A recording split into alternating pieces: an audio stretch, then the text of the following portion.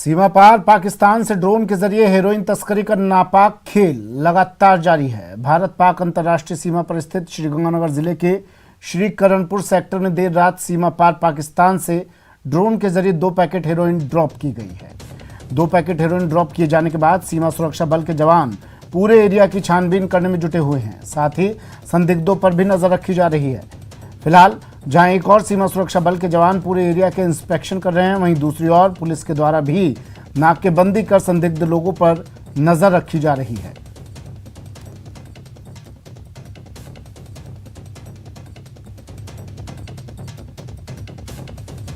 भरतपुर की सेवर थाना पुलिस ने ब्लाइंड मर्डर का खुलासा करते हुए एक आरोपी को गिरफ्तार किया है। आपको बता दें 11 जून को सेवर थाना पुलिस को सड़क किनारे संदिग्ध अवस्था में एक युवक का शव मिला था। पुलिस ने इस मामले की जांच में पाया कि मृतक युवक के दोस्त ने ही उसकी हत्या की थी। जानकारी के अनुसार मृतक युवक कुंवरपाल मध्य प्रदेश का रहने वाला था और जयपुर में रहकर मजदूरी करता था, जहां उसकी विक्रम नाम के युवक से दोस्ती हुई, जिसके बाद दोनों मध्य प्रदेश के लिए रवाना हो गए। रास्ते में सेवर थाना क्षेत्र में नशे की हालत में किसी बात को लेकर दोनों में विवाद हो गया, जहां विक्रम ने कुंवरपाल की हत्या कर दी और उसकी ट्राईसाइकिल को लेकर फरार हो गया।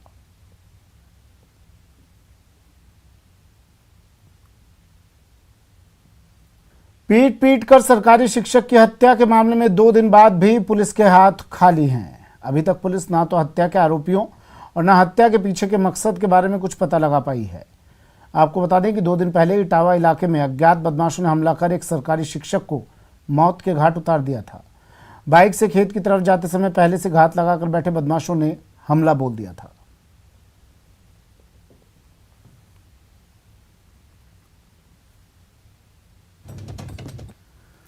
टोंक के मालपुरा में चोरों ने मकान के ताले तोड़कर 10 मिनट में 5 लाख रुपए के आभूषण और नकदी चुरा ली। खास बात यह है कि चोरी की पूरी वारदात सीसीटीवी में कैद हो गई। आपको बता दें मालपुरा में पिछले 2 महीने से लगातार चोरी की वारदातें हो रही हैं और इस सब के बावजूद आज तक पुलिस चोरी के इन मामलों की जांच पूरी नहीं कर पाई, ना ही आरोपियों को गिरफ्तार कर पाई है।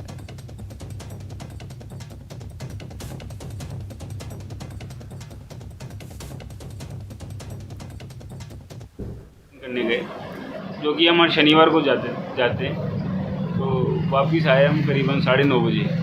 9:30 बजे आने के बाद हमारे उस उड़ गए, मकान के ताले टूटे हुए थे और सामान बिखरा हुआ था।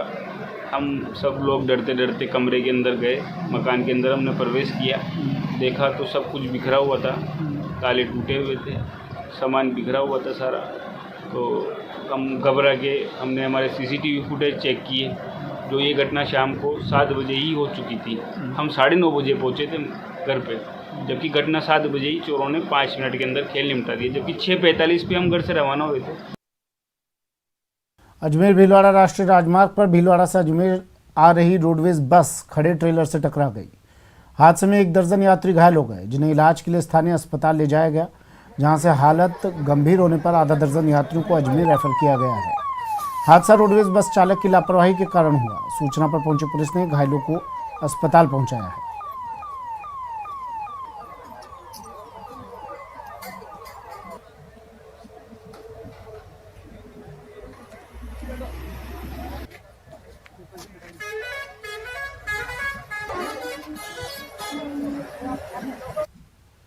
खबर उदयपुर से है, जहां सलूम्बर के एसएचओ को ट्रांसफर होने पर लोगों ने अनूठी विदाई दी। विदाई ऐसी जैसे बारात निकाली गई हो। दरअसल गांव के लोगों ने थानाधिकारी हनुमंत सिंह सोढ़ा को घोड़ी पर बैठाकर गाजो बाजों के साथ विदा किया। दरोगा जी की गांव की गलियों से होकर गुजरती है विदाई किसी बारात से कम नहीं थी, जहां दरोगा जी घोड़ी पर बैठे थे और गांव वाले गाजे बाजों के साथ उन्हें विदा करते दिखे। सलूम्बर के थानाधिकारी की लोकप्रियता की तस्वीरें जिसने भी देखी वो दंग रह गया। लोगों ने भी नाचते गाते थानाधिकारी को विदाई दी और सलूम्बर में उनके कार्यकाल को भी याद किया।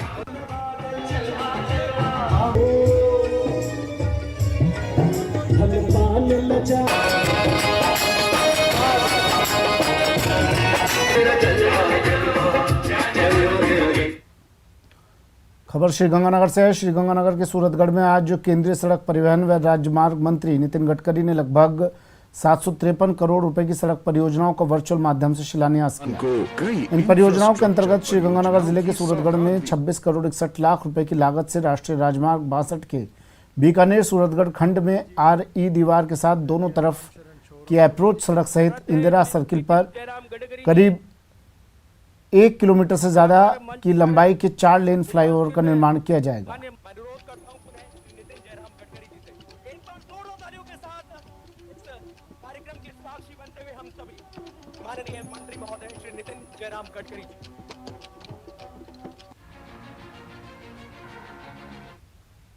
मुझे बहुत खुशी है कि आज राजस्थान में करीब 1400 करोड़ की लागत से करीब 9 योजनाओं का शिलान्यास और लोकार्पण हो रहा है। मुझे इस बात की खुशी है कि पिछले 7 साल से भी ज़्यादा समय हो गया इस क्षेत्र में इस विभाग का काम करने का सौभाग्य मुझे मिला, और विशेष रूप से राजस्थान में ये बात बिल्कुल ज़रूरी है और आवश्यक भी है कि राजस्थान का क्षेत्र बहुत बड़ा है। राजस्थान में विशेष रूप से एक जगह से दूसरी जगह जाने का जो डिस्टेंस है वो काफ़ी बड़ा है। राजस्थान की सीमाएं हमारे देश की सीमाएं हैं और इसलिए देश की सुरक्षा के दृष्टि से भी वो बहुत ज़्यादा महत्वपूर्ण है। और किसी की राज्य में उसका अगर विकास करनी है तो water, power, transport and communication, ये 4 बातें विशेष रूप से आवश्यक है।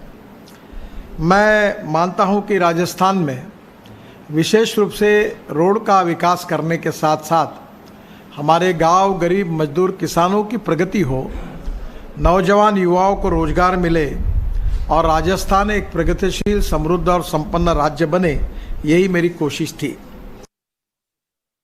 बेगू विधानसभा दलित प्रधान के अधिकारों के हनन को लेकर चर्चाओं में है। दरअसल बेगू उपखंड मुख्यालय की बेगू पंचायत समिति के प्रधान के पद पर नारूलाल भील का निर्वाचन हुआ है और राजनीतिक समझ नहीं होने का आरोप लगाते हुए उनके जरिए खाली कागज पर हस्ताक्षर करवाकर 4 करोड़ की वित्तीय स्वीकृति जारी करने का आरोप लगाया गया और जिला प्रमुख डॉक्टर सुरेश धाकड़ के नेतृत्व में जिला कलेक्टर को ज्ञापन सौंप कार्रवाई की मांग की है।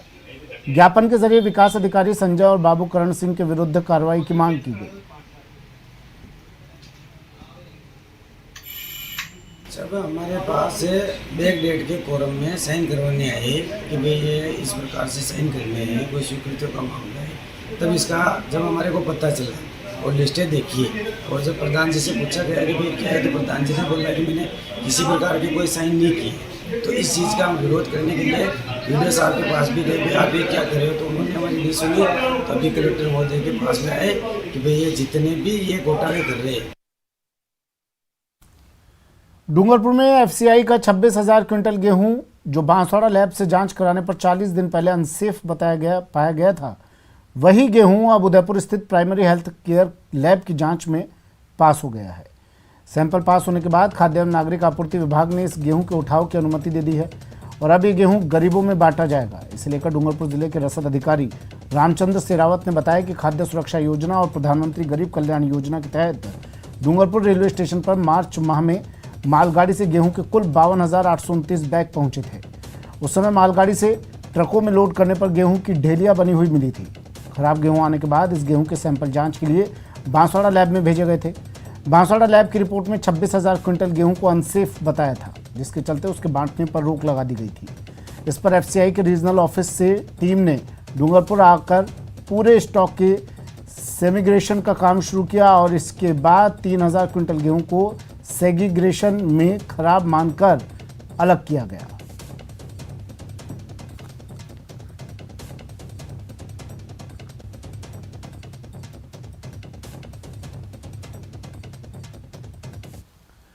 जोधपुर के जेएनयू की मेजबानी में इस बार पीटीईटी परीक्षा 3 जुलाई को आयोजित की जाएगी।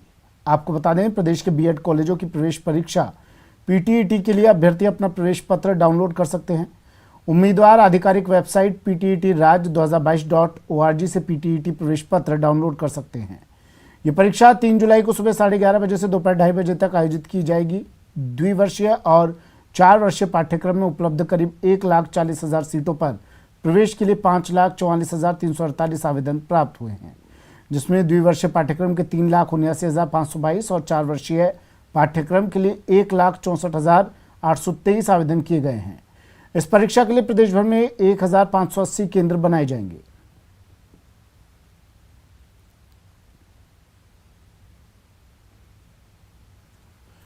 झुंझुनू के विनीत भालोठिया ने 26 दिनों में 2500 किलोमीटर की साइकिल यात्रा कर करीब 5 राज्यों के विद्यार्थियों को खेलों में भी बढ़ चढ़कर हिस्सा लेने का संदेश दिया है।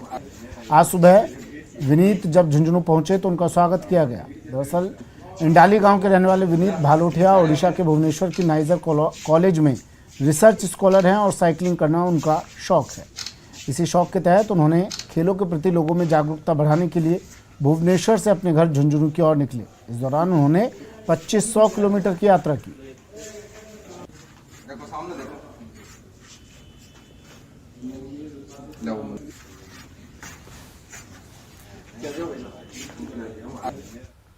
फिलहाल इतना ही, दीजिए इजाजत, नमस्कार।